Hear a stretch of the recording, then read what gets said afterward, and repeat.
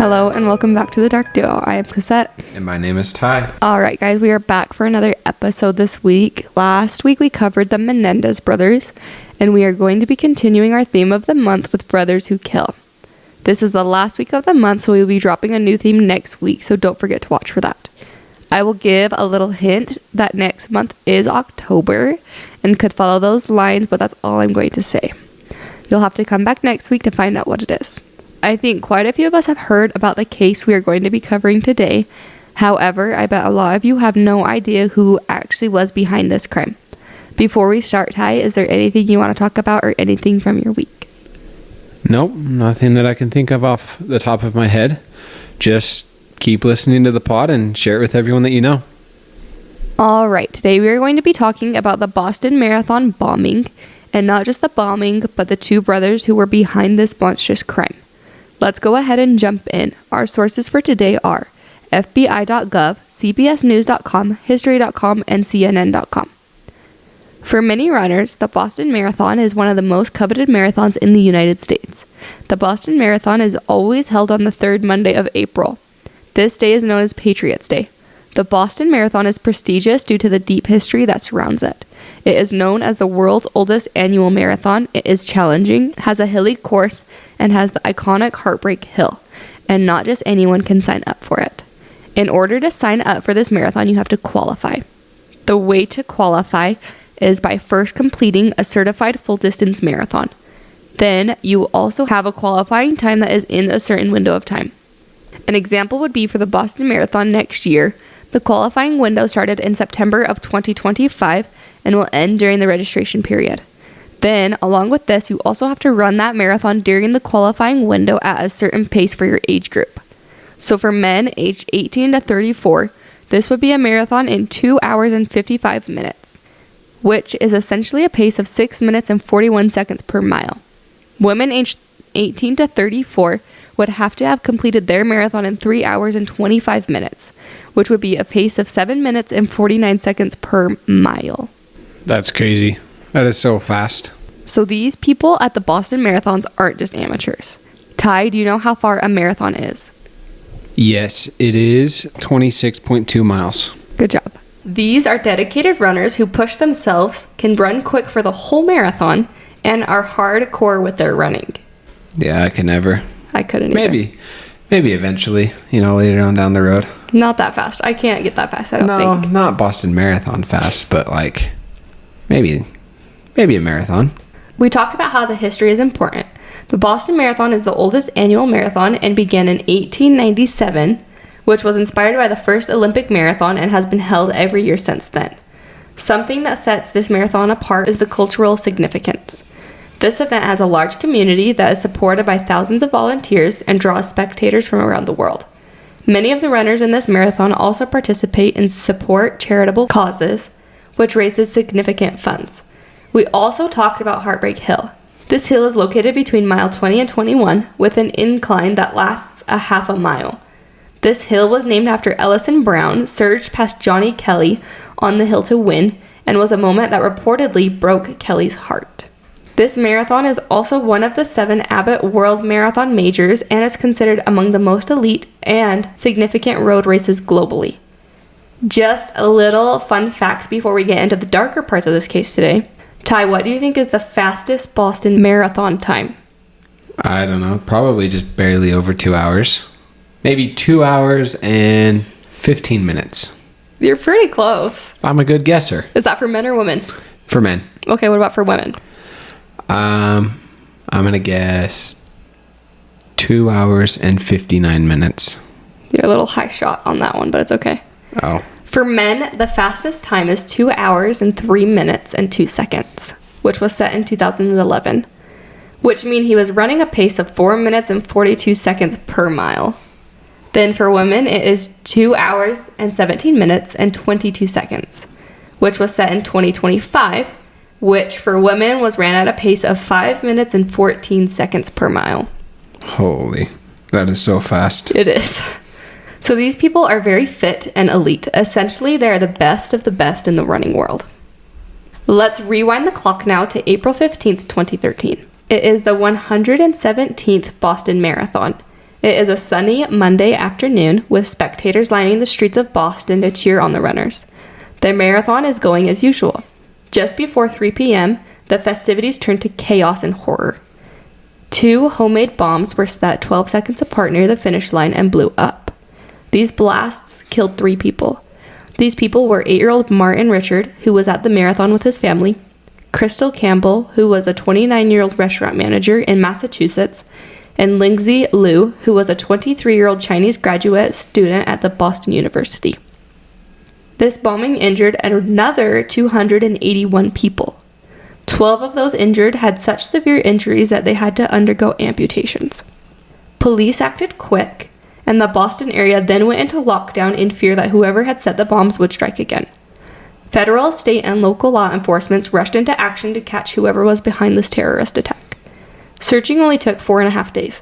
When they found 26-year-old immigrant Chechen descendant who was a once promising amateur boxer named Tamerlan Tsarnaev. He was dead of injuries suffered while in a shootout with the police.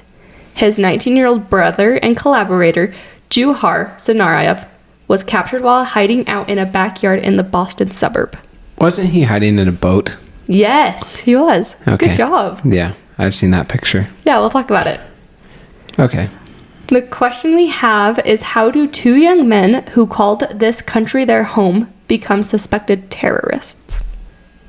It's a good question. I don't have an answer. The Tsarnaev brothers were originally from Chechen and came with their family to Cambridge. However, they had been living in the United States for nearly a decade. They had originally fled their homeland due to the violence, and their brothers were searching for the better life in America. Just immigrants fleeing from violence just to bring violence to the United States. Yeah, it makes sense. The then 8-year-old Jahar immediately fit in. He was attending the prestigious Cambridge Rindge and Latin High School. This is the same school that Matt Damon and Ben Affleck attended. For those of you that don't know those 2 names, those are 2 really big movie stars. Name a few of their movies they're in. Matt Damon is in We Bought a Zoo. That's my favorite movie. I know. And then Ben Affleck, I think he's in Batman. I think so. I'm not great with actor names. I don't know. I think he is. I'm not sure. My dad's going to make fun of me for that one because he's a movie guru and I'm not. He will. He knows a lot. He knows all the actors. I don't. Yeah, he does. A history teacher at this school named Larry Aronson said that Juhar was a great kid. He said, "I know this kid to be compassionate. I know this kid to be forthgoing. He's a great athlete, a sportsman, and he's never been in trouble." He was also said to be generous and thoughtful. He was a stellar athlete and was the captain of the high school wrestling team and was also popular. He had lots of friends on the team and was always out with other kids. He was not a kid who was a loner and an outcast. He was in the popular group and constantly hanging out with people. Juhar was so impressive that his graduation year, which was in 2011, he won a $2,500 educational scholarship from the city of Cambridge. Wow, yeah. In today's world, that's not going to get you anything. I won't even pay for half a semester if you're in-state. It's not even going to buy his books. They could buy his books. Yeah, as long as he returns them. Rent and return policy. Yeah, not buy to keep. Yeah. After graduation, he enrolled at the University of Massachusetts, Dartmouth, and had chosen to study nursing. He had talked about wanting to do this because he wanted to help people. His friend, Francis Berry, said he liked to hang out with him and that he had never seen him out of emotion, never enraged, and that he was a relaxed kid. On September 11th, 2012, Juhar took the oath to become an American citizen. It seemed that the younger brother was thriving in America. However, Tamerlan was not thriving. Tamerlan had struggled hard since the move. The 26-year-old had once had dreams of boxing in the Olympics, representing the United States. He was a top Golden Gloves boxer. Ty, I'm going to let you explain what that is because you know it a lot better than I do. I mean, I'm not too familiar with it, but I am pretty sure that a Golden Gloves boxer is, well, you first have to register with the USA Boxing. You have to find like a local Golden Gloves boxing gym. Mm-hmm. And then you have to enter into like a bunch of different competitions, essentially. And after like those competitions or whatever, you have to fight in like the Golden Gloves tournament and win. Yeah. What happens if you win?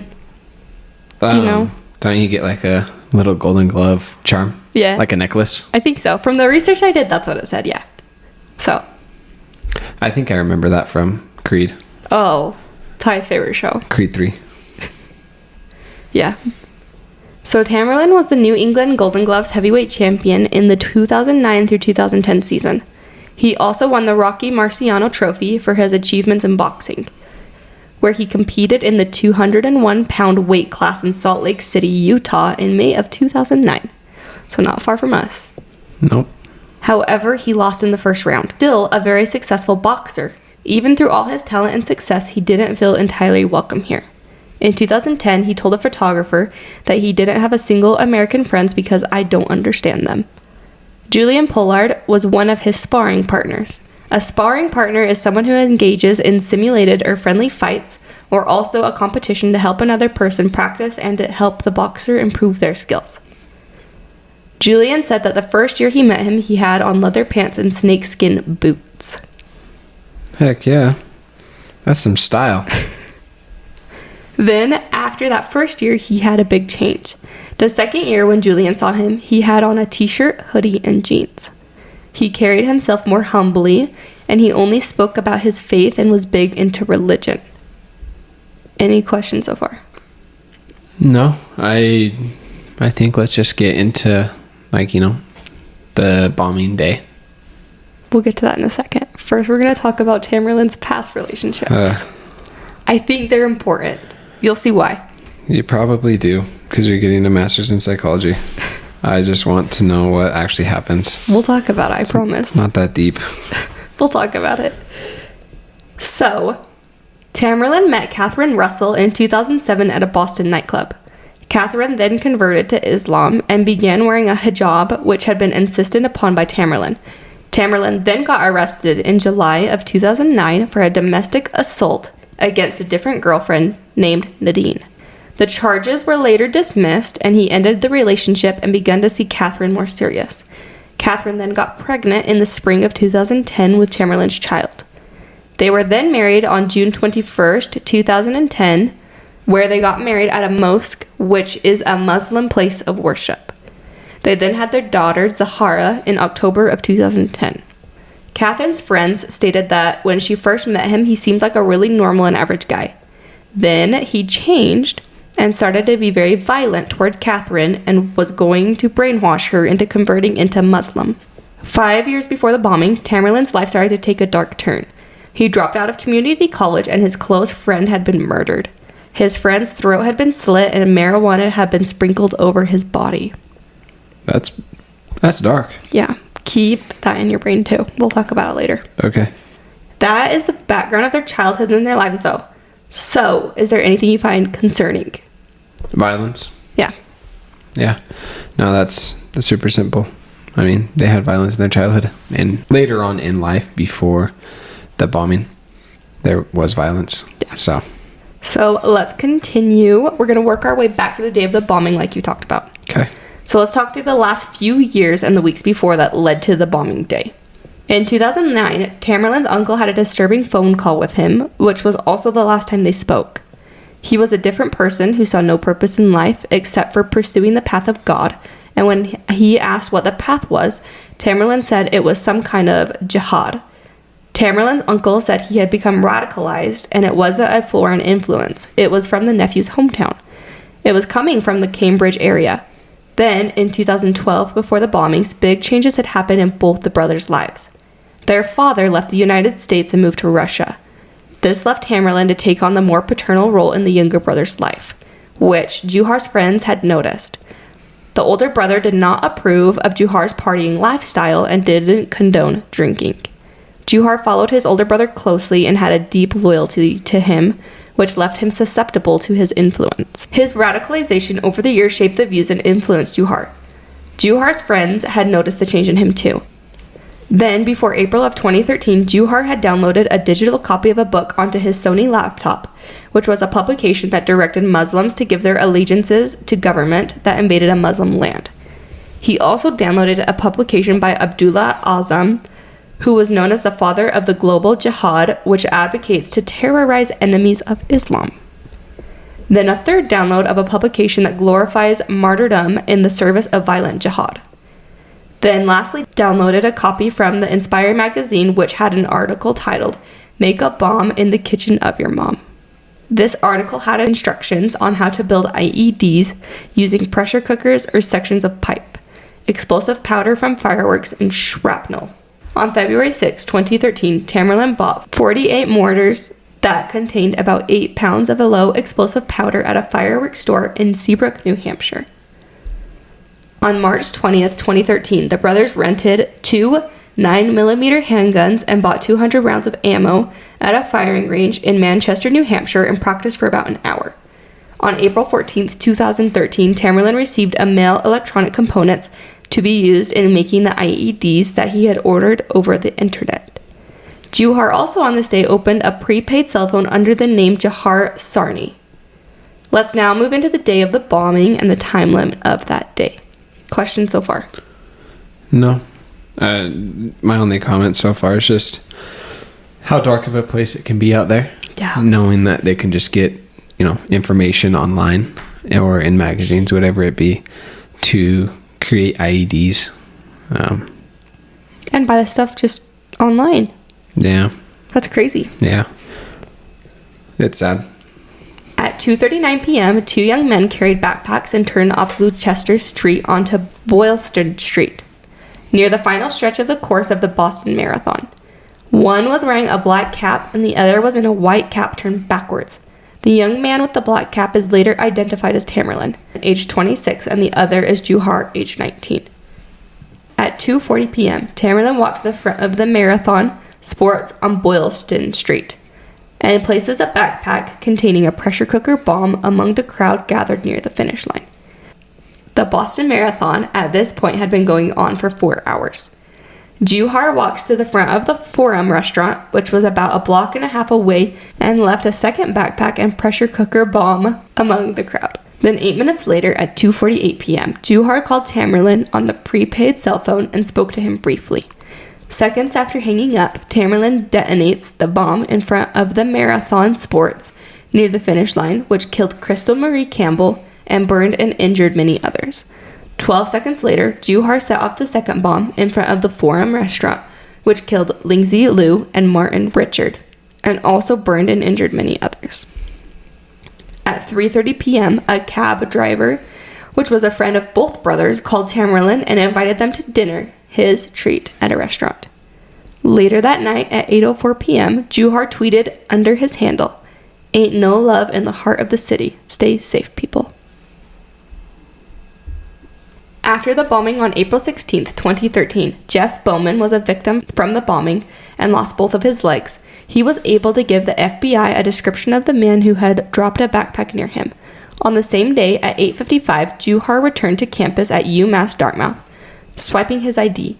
Him and his friend then went to the gym 5 minutes later. The following day, April 17, 2013, Juhar tweeted at 1:43 a.m., "I'm just a stress-free kind of guy." A college friend named Diaz that day had visited Juhar that afternoon at his dorm and noticed that he had cut his hair really short.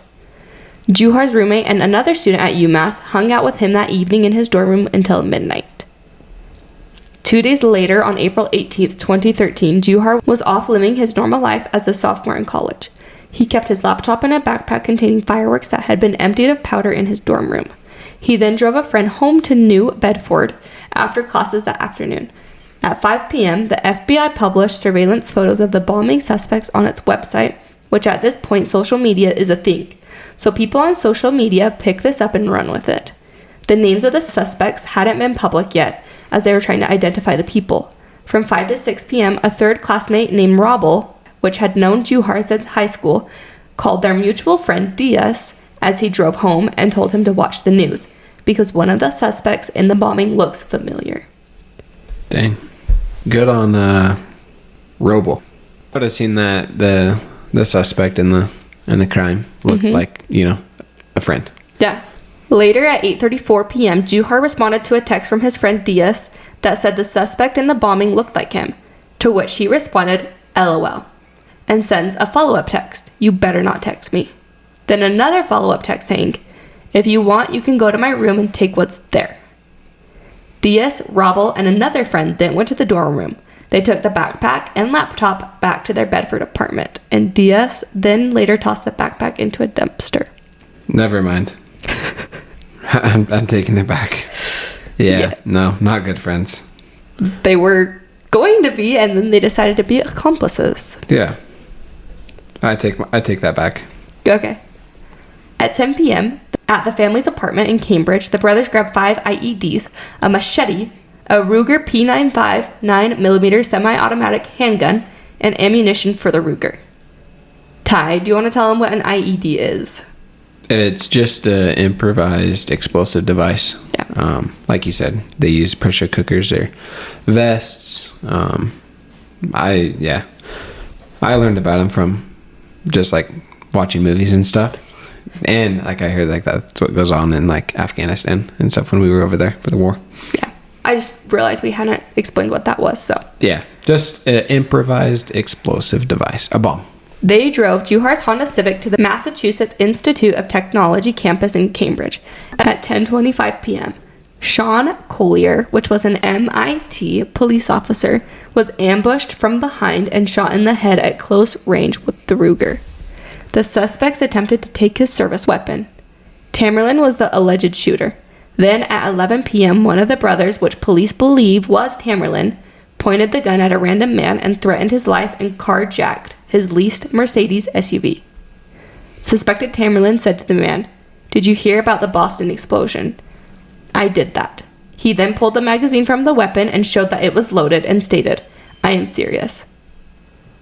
The brothers then forced the man to drive them to Watertown, where they retrieved a portable GPS device and other items from the Honda Civic. They then ordered the man to drive to a gas station to fill up the Mercedes gas tank. While they were searching for a gas station, they pulled up to the Bank of America branch in Watertown Square and forced the man to hand over his debit card and his personal identification number. Juhar used the card to withdraw $800 from the man's account. On April 19th at 12:15 a.m., the man escaped from the Mercedes and ran to a gas station across the street and called 911. The police said that they can track the SUV because the man left his iPhone in it. The brother then drove to Laurel Street and Dexter Avenue in Watertown, where police tried to apprehend them. At 12:45 a.m., Juhar and Tamerlan had a gun battle with police and used 4 of the 5 IEDs, including a pressure cooker bomb and a pipe bomb. At 12:50 a.m., Tamerlan was weakened by multiple gunshot wounds from the gun battle. He was then tackled down by 3 Watertown police officers. Juhar then got back into the Mercedes and steered it directly at the 3 police officers. He barely missed the sergeant who was attempting to drag Tamerlan to safety. Juhar ran over his brother, which seriously injured him and contributed to his death. Richard Donahue, which was a Massachusetts Bay Transportation Authority officer, was hit by fire and almost bled to death. At 1:35 a.m., Tamerlan was pronounced dead at Beth Israel Deaconess Medical Center. The cause of death was traumatic injuries of the head and torsos. His fingerprints led to identification of both bombing suspects. Juhar was also bleeding from multiple gunshot wounds, smashed his cell phones, and then abandoned the Mercedes on Spruce Street in Watertown.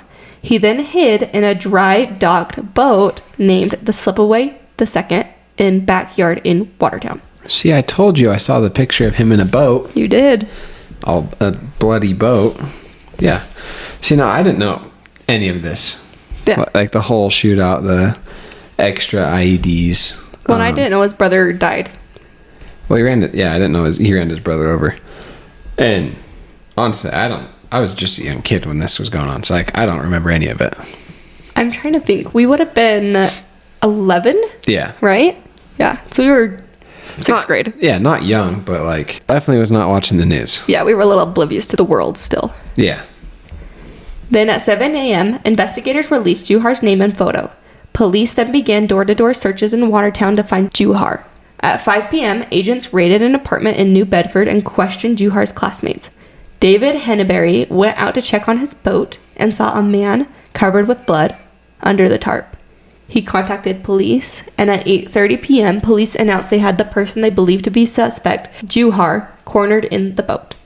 They had to fire flashbang grenades and their weapons and ordered him to come out with his hands up. It took 15 minutes, but covered in blood, Juhar emerged from the boat, lifting his shirt to show he was unarmed. At 8:46 p.m., Boston police tweeted, "Suspect in custody, officers sweeping the area. Stand by for further info." Then at 8:58 p.m., Boston police tweeted again, "Captured.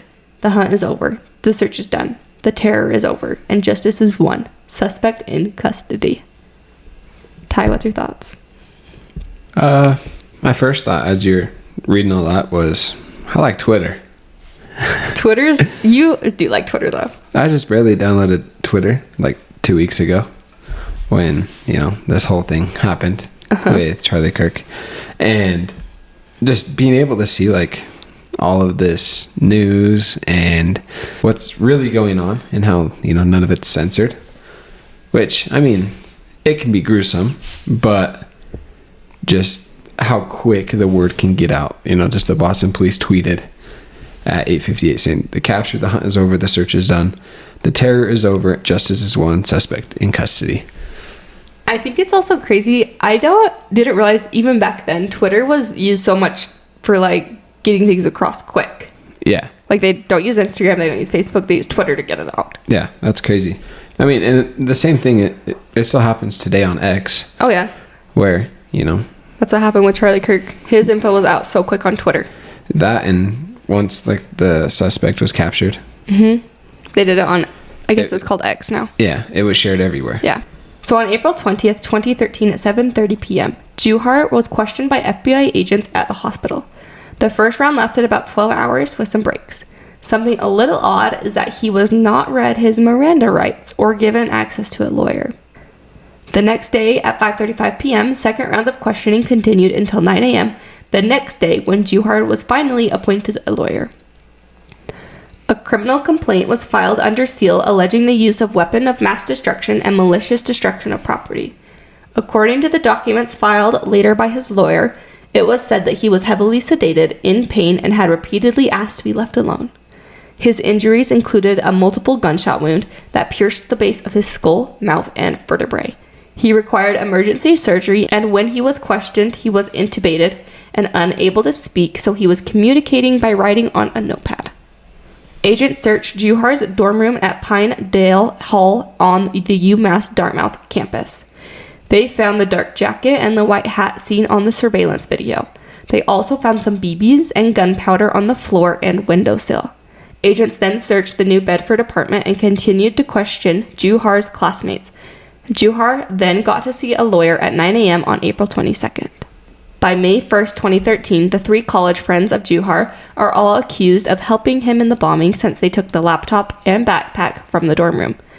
Azamat and Diaz were charged with obstruction of justice, and Robel, who was an American citizen, was charged with lying to a federal agent.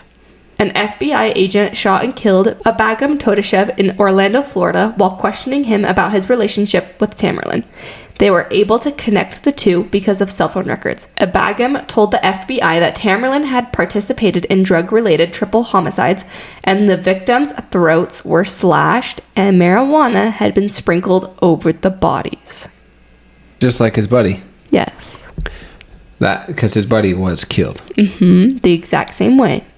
Basically, they're getting at that they think he killed his friend. Yeah, Tamerlan killed his friend. Yes.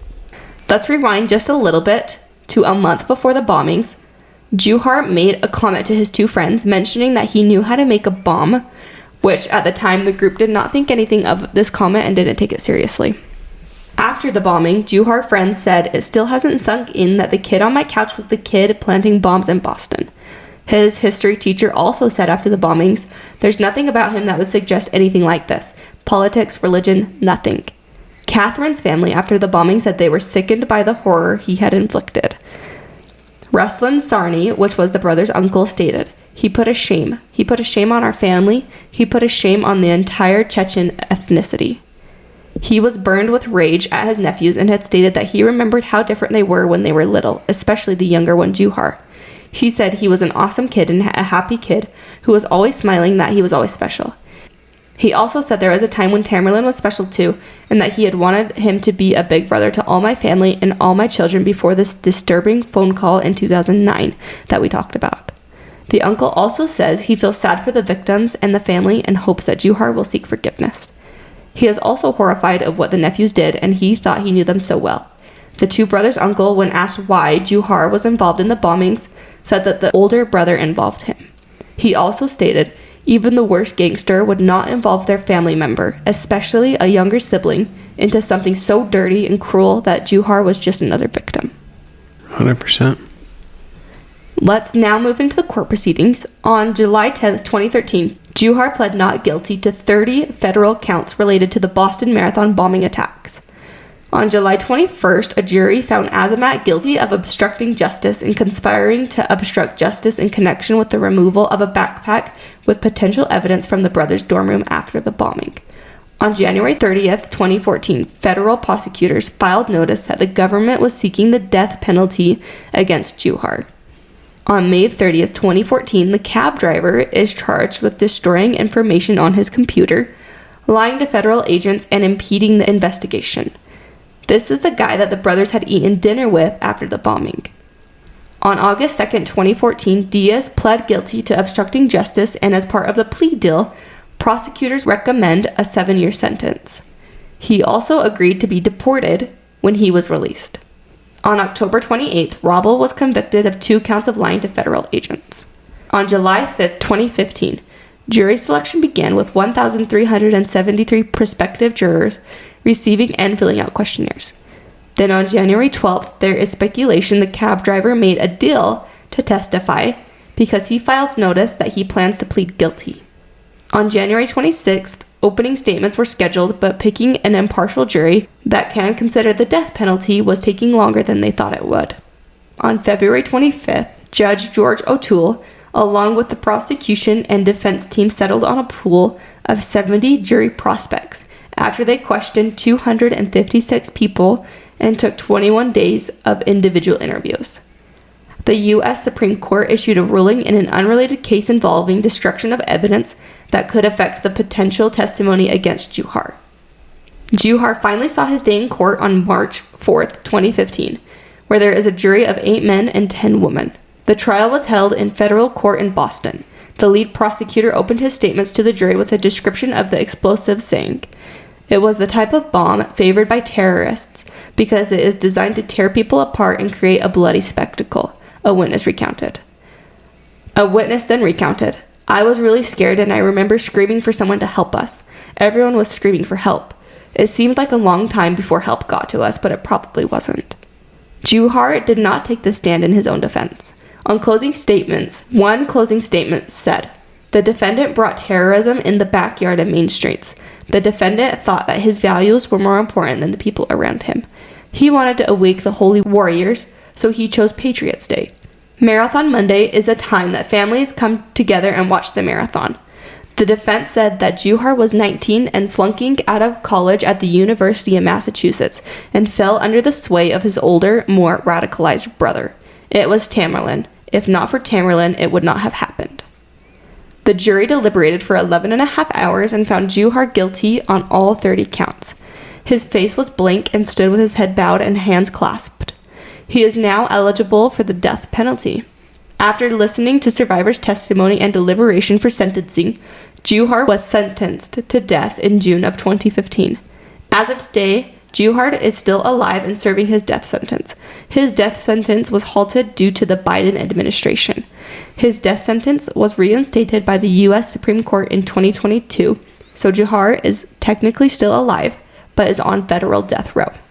All right, Ty, that is all I have for you today. I do have some questions for you, but before we dive into those, do you have any comments? The only thing that I can think of is, sorry to the victims and their families, everyone that was affected. Talking about these cases and what's going on in the world today, it just constantly reminds me that we never know what's going to happen tomorrow. We never know what's going to happen the next day. We can only control what goes on in the now. So, live life. I don't know. That's really like the only thing that I can think of. is we don't know when we're going to take our last breath. Neither did these victims. I think this one kind of hits home a lot right now just because of what's recently been happening too. Yeah. I think we come to the question of why was Juhar involved in the bombing? Do you think that he was brainwashed? Did he help make it up? Or was it just a little brother trying to make his older brother happy? Well, like me having an older brother, obviously, like, I'm going to do what makes my older brother happy, what makes my older brother proud, because I want him to be proud of me. Mm-hmm. But at the same time, it didn't help that his brother was very radicalized, and, you know, this is what he turned to. And so the big brother is essentially always a role model in the younger brother's life. Juhar probably looked at his older brother as a role model and decided that he wanted to become more like him. Yeah. So I think it was a mix of being brainwashed, being radicalized, and trying to just follow his older brother. I think religion is that thing too where, like, if you get too extreme, oftentimes it does more harm than good. Like, because he started to be religious, which is fantastic. He found something he believed in. He found a faith. But then he took it to an unhealthy level, which I think caused part of the problems based off the research. Yeah. No, I agree. It was very extreme. And I'm not very familiar with Islamic culture. I'm not either. You know, that religion. But I think the main thing for religion is that religion, it teaches you to do good. To be a better person. Be a better person. And I can only say that just because of, like, what I know about religion. Obviously, I don't know anything about Islamic culture. Yeah. Their religion. But just from what I know about religion in general, is that it teaches you to be a good person. And this is not a good person. Taking someone's life is not a good person. Well, and becoming a literal terrorist. Yeah, it was a terrorism act. Yeah, it's completely like a whole nother level, I feel like, in a way. Yeah, I don't know. Maybe the religion did play a factor in it, but I don't think it did. I just think it was two young brothers that wanted to harm and do danger and cause a terrorism act. Yeah. One more question I have for you. If your older brother came to you with this idea, what'd you do? Like, how, like, as a little brother trying to make his older brother proud, how do you deal with that? I'd tell him he's crazy. I mean, that's the thing is, like, you are close enough as brothers. Like, I feel like he should have been able to say no. He should have been able to give reasons as to why that wasn't a good idea and tried to stop his older brother rather than go along with it. Well, I think. I mean, I don't know. I feel like I'm a sane person.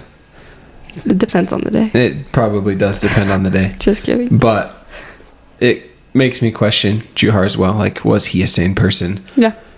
You know, were his morals right? Obviously not. He willingly allowed it to happen. He helped in creating the IEDs and detonating them. Yeah. So obviously he wasn't sane.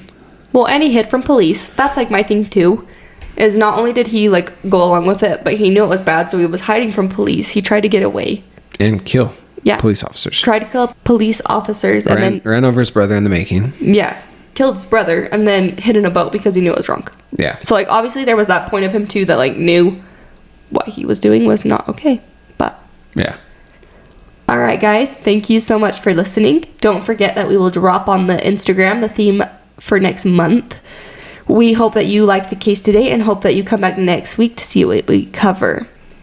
Don't forget to follow wherever you're listening, and don't forget the victims of today's stories. That's the real reason we tell this. We hope that you have a good rest of your week. Be safe this week, and don't forget, as me and Ty like to say, till death do us part.